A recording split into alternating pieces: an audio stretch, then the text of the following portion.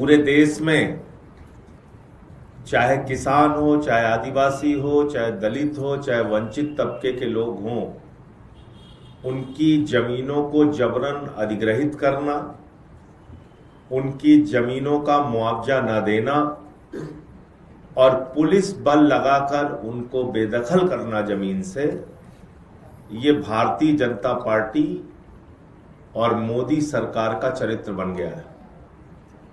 जहां जहां भी इनकी डबल इंजन सरकार है, सिंगल इंजन सरकार है, जैसी भी सरकार है, एक ही लक्ष्य है, पूंजीपति के लिए जमीन पर कब्जा करो। वो आदिवासी की जमीन हो, किसान की जमीन हो, गोली डंडा चला के आप जमीन पे जबरन कब्जा करो। हमें याद है कि 10 लाख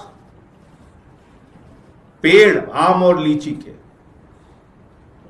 और हजारों एकड़ जमीन 1 रुपए में अडानी को दे दी गई बिहार के अंदर, 1 रुपए में। और उड़ीसा, जहां पे एक बड़ी संख्या ट्राइबल्स की है, आदिवासी समाज के लोग बड़ी संख्या में रहते हैं उड़ीसा में, उसका एक डिस्ट्रिक्ट है सुंदरगढ़।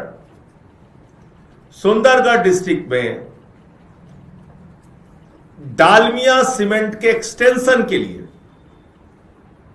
डालमिया सीमेंट का जो विस्तार है उसके लिए करीब करीब 950 एकड़ जमीन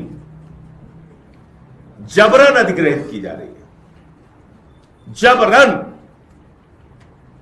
जबकि नियम कहता है, कानून कहता है, राज्य सरकार का कानून कहता है, बिना आदिवासी समाज के लोगों की सहमति के बगैर, बिना पंचायत की सहमति के बगैर आप आदिवासी समाज के जमीन को कब्जा नहीं कर सकते, नहीं अधिग्रहित कर सकते।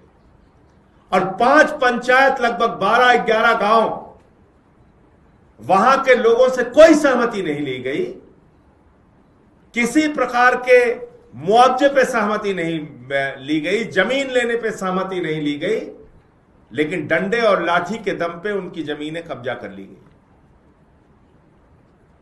यह मामला भी सुप्रीम कोर्ट में भी है। मैंने देश की संसद में भी यह विषय उठाने के लिए नोटिस दिया है।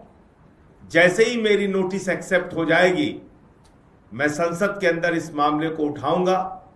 लेकिन दलित विरोधी, आदिवासी विरोधी, समाज के वंचित और गरीब तबके की विरोधी सरकार, मोदी जी की सरकार से मैं कहना चाहता हूं, उड़ीसा में सुंदरगढ़ के अंदर आपकी डबल इंजन की सरकार, आप डबल इंजन बोलते हो क्योंकि ऊपर आप बैठे हो, नीचे आपके जो मुख्यमंत्री हैं वो बैठे हैं बीजेपी के, तो आपकी डबल इंजन की सरकार जो ज्यादती, जो अत्याचार, जो अन्याय आदिवासी समाज के लोगों के साथ कर रही है, उस पर ध्यान दीजिए और तुरंत ये अवैध अधिग्रहण रोकने का काम कीजिए।